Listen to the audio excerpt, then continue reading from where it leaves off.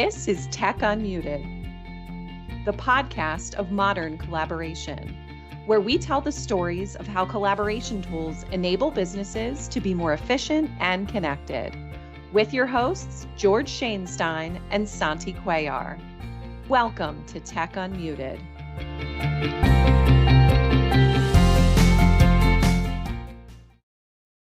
Welcome to the latest episode of Tech Unmuted. Today, we're going to talk about a really interesting topic, Power Virtual Agents within Microsoft 365. So we've been playing around with these for quite a while now. We've launched 2 internally so far, and it continues to be updated. We've talked about this, right? The 365 platform, day by day, week by week, month by month, there's always something new that's been added to it.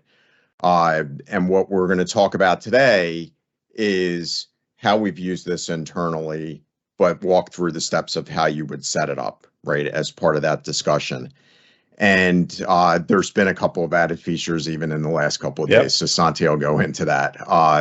One of them in particular is around grounding, right? So the initial grounding when we were working with these, we grounded it to our website as one of the setups that we did. You can now ground it to SharePoint. So, and for folks who don't know grounding, Santi, you want to just give a high-level overview of what that means? Yeah, sure. Grounding is basically pointing, if you would, for lack of a better term, pointing the artificial intelligence to your specific data. Unlike ChatGPT that has billions and billions of parameters, right? You can still use the ChatGPT engine, right, if you would, but you ground it into your specific data set. And so that's what this is involving. Awesome. The other thing I'll point out, if you're listening on audio only, we're going to try to keep this as descriptive as possible. But this is another one you might want to listen on the audio first and then take a look on YouTube and watch some of the things, because we're going to drive some stuff on the screen with this. So Santi, if you want to jump in. Absolutely. So I'm going to go ahead and share my screen. So here's the chatbot we created, and we actually called him Mark Eting. By the way, George, it was a hit, right? When we rolled it out, we kind of rolled it out as an additional member of the marketing team, and a couple of people caught on to it. Others actually tried to contact IT, wondering why they can't find this person in our Active Directory. So again, if you're not getting the joke, it's marketing with the break between the K and the E. So Mark Eting. And Mark Eting, as you can see there from his welcome message down below, he is the lead knowledge manager for Fusion Connect's marketing team. And so we created Mark Eting to answer, frequently asked questions that the marketing team gets. We have resources out there, and we're always being asked, hey, where can I find X resource? And it's usually the same question. So the intent here is to create an intelligent bot that can answer those questions. And so we created Mark Eting. As you can see here, right away, there's a box that talks about how to, creating generative answers. Well, generative answers or using large language modules, which is what ChatGPT uses, is leveraging, in essence, AI to come up with a response. And so we're going to show you a little bit of that. But I just want to first just kind of navigate through the actual Power Virtual Agent once you create the chatbot. It's actually very easy to create a chatbot, by the way. You just click create and drop in the website that you want to use as the grounding of the knowledge base, right? So that's it, and then it brings you to the screen. So let's go ahead and look at a few things here. I'm going to start off in the settings section, going to the bot details. This is where you would come and give your bot a name, create an icon. So kind of give it a persona, if you would. You would do that here. Channels is where you can make your bot available. And so you can now come in here and say, hey, I want to make this bot available in Microsoft Teams. You can make them available in a web page, for example. So we're using two channels. Teams is one of them. So there's a particular Teams channel, and Mark Eting has been assigned to that channel, and so you can ask him a question just like you would anyone else, right? You literally would do an @ mention, so @ Mark Eting, and say, "Hey, Mark, where can I find X resource?" We're also And again, on available. this, the grounding is what matters, right? Of course, yeah. This isn't ChatGPT just trying to find an answer and build an answer out. This is, again, we grounded this against our external website initially. This capability to do it against SharePoint is just recently launched. We will test that out over the next couple of days, and one, see how it works, and two, see what it has access to, because there's a wide range of stuff on our SharePoint instance. And we want to make sure that it's accessing and presenting in the way that we think is appropriate and safe. Yep. Right. And then we also use him. Speaking of SharePoint, we use him. We use that custom website icon there, and it pretty much creates like an iframe. So on our marketing page within SharePoint, we've inserted Mark Eting, so that's easy to find him. But these are channels, and this is how you can decide, where to make your bot available.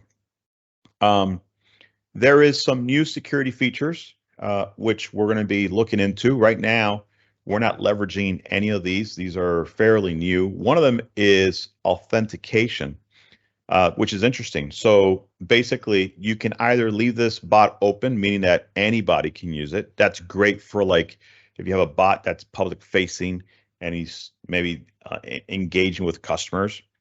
But if you want to identify who is the user trying to use your bot, then we can activate this authentication, which means that the user would have to sign in using their credentials, and then the bot will be able to identify and refer to the user by their name. So it's a much tighter experience at that point. But again, some security features here, including some web channel security features. So if you want to use the bot in a customer-facing web page, but you still want to add some security, you can do that. So this would be that section to do that. But I'm going to jump down to AI, because this is what everybody wants to talk about, right? Is how do we make this thing smart? And so to George's point, one of the things we've done is, as you can see here, we have grounded the data to our website. So what does that mean? That means that when you ask the bot a question, it's getting the answer from the knowledge base or the data source that you've assigned. In this case, it's the public facing website. Yep. What has happened, and this just happened, is now available, is now we can now add an internal source. Now, if it's internal, that means it's sitting behind a firewall. So there has to be some kind of authentication that takes place. And the way they're doing this is they're using Azure OpenAI. So as you scroll down here, you'll be able to see here where it says add knowledge to this bot from Azure OpenAI on your data. This is where you would go. This is the box, and it would take you to a set of instructions on how to configure this. So there'll be some type of a token or some type of an authentication that takes place, so that the bot now has access to internal data. But that is how they're pulling this off, is they're basically leveraging Azure's OpenAI and then tying that into probably your Active Directory, and then giving the bot access to scan a specific page. So George, what we don't know yet, meaning we don't know because we haven't configured it yet, right, is can we limit this bot? Because, when you say SharePoint could be a massive dataverse in and of its own, right? And so one of the things that we want to confirm and then come back and maybe even do a follow-up at some point is, can we pinpoint to a specific site within the SharePoint?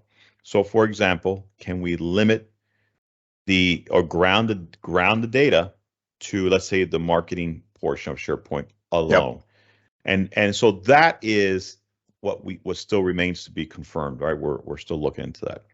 And you need to think about that from a broader context, right? Sure. We shifted to 365 about 2 years ago now.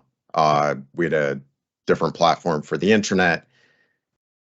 We did a very deliberate move of content. It wasn't a lift and dump from the old site to the new site. So what's out there today was to a great extent curated for the site, right? And built for the site by the different teams that have their content out there.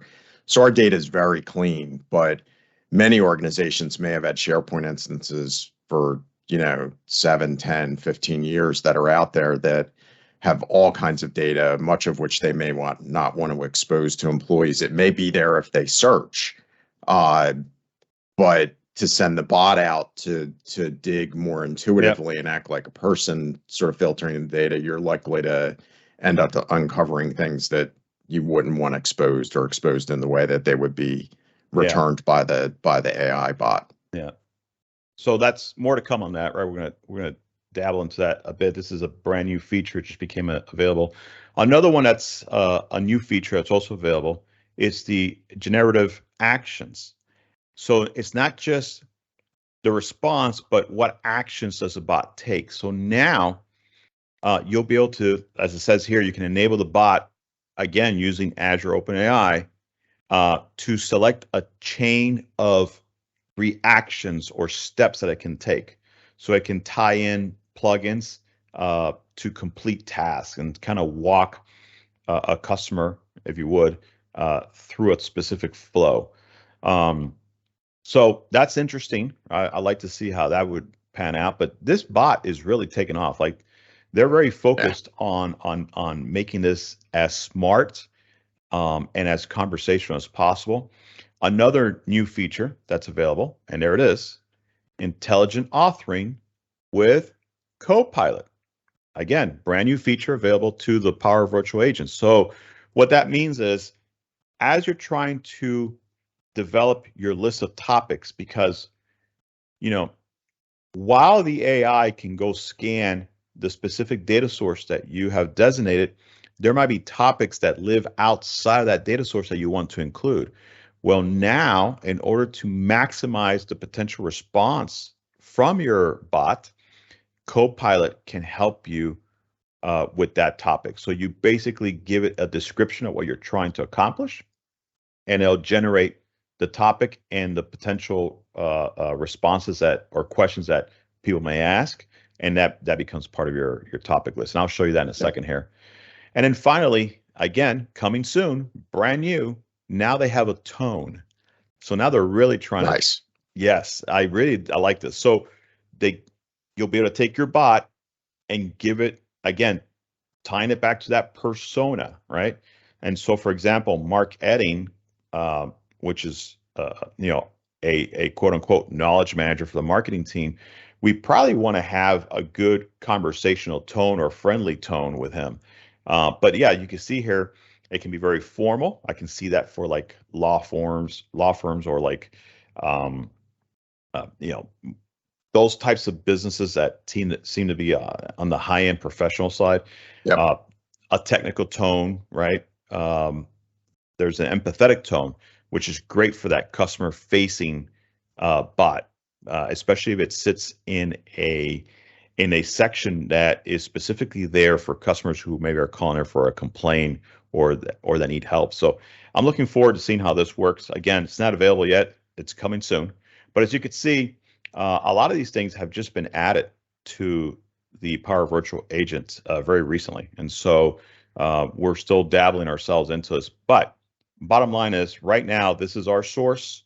And for topics that fall outside of this data source, let's take you over here to topics real quick. We've gone ahead and we've created our topics. And you can do that too. And so you can come in here and say, hey, where can I find, for example, questions around branding? Or do you have any company brochures? I'm going to click on one of these just to show you an example of a flow.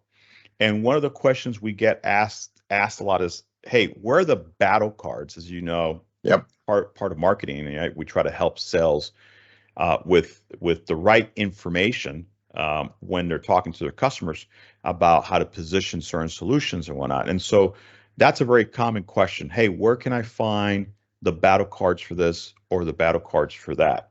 And so let me just pull up So the basically, flow. there's two flows here, right? There's the back end, the AI, the chat GPT element, looking at the source data, right? The grounding, which is our website. Correct. And then a second set that you've built manually to say, I know I've gotten this question over and over again. I'm going to build out a standard response to it that gives very deliberately the answer we want. And that you might want to mention a little bit, like you and I and everybody used to constantly get questions, right? Where's this? Where's this? Where's this? Although you could search on SharePoint, the search generally Of gives course. you pages and pages and pages, right? So Of course. what's sort of the before and after look like, do you think, from people asking you questions versus now they're using Mark Eting?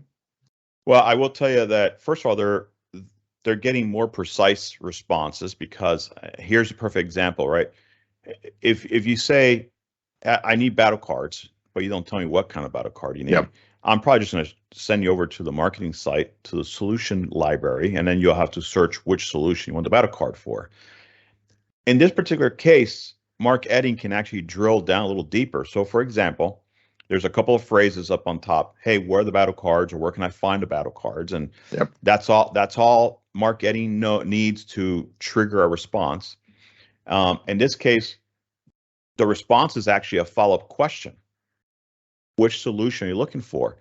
And so now there is a multiple choice that they need to pick from.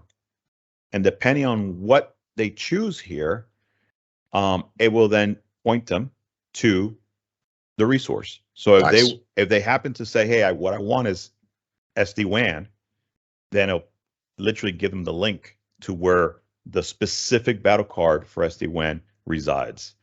And so now the reason we created this topic is because this particular topic lives outside of the grounded data source, which is our public-facing website. I foresee this topic no longer being needed as soon as we're able to ground the SharePoint site to this, ground the bot to the SharePoint site. Because it would find and it would index the site and it would find this on its own. So think of topics as those things that fall outside of what the grounded data is able to provide. Or if it's something that you want to be very specific on, you can go ahead and create that topic. So tell you what, why don't we do this? Let's take him for a test drive. Yeah. He is new to the team, so I think it's only appropriate that we welcome him on board, right? So let's just say, welcome to the team. Let's see what he says. Oops.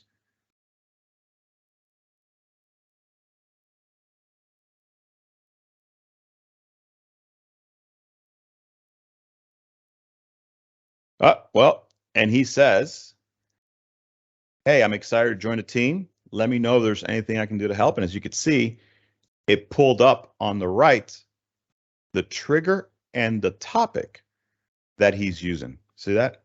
And obviously, we only see this, right? Because we're on the back end of this. A user wouldn't. Correct. But correct. Yeah, but this is great. This is how you're able to test the bot, because it's showing you what is the flow that he's following. So I'm going to ask him a follow-up question. I'm going to say, what is your role? And as you can see, it shows you what topic it's grabbing from, and it's showing your response.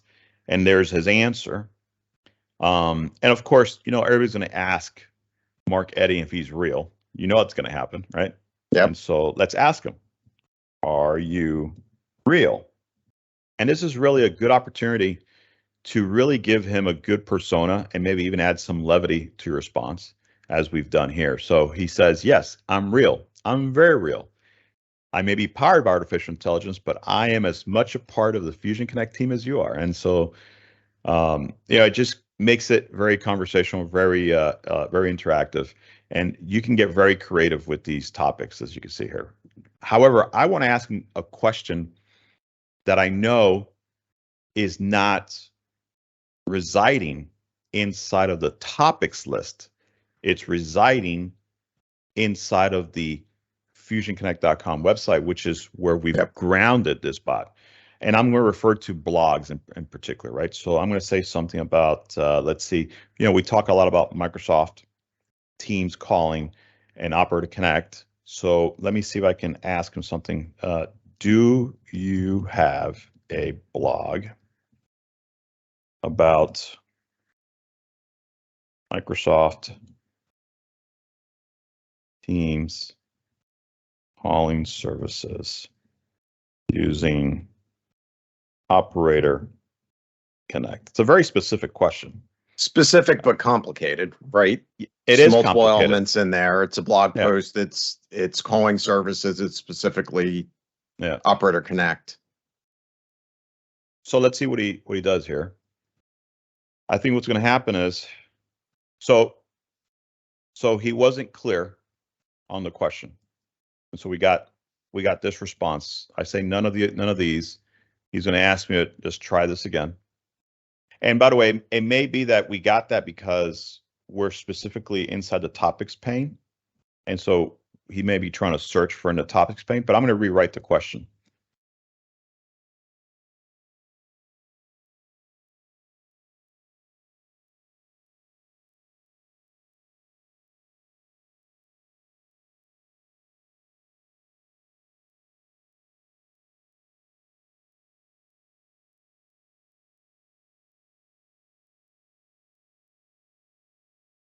So what it's doing here, perfect.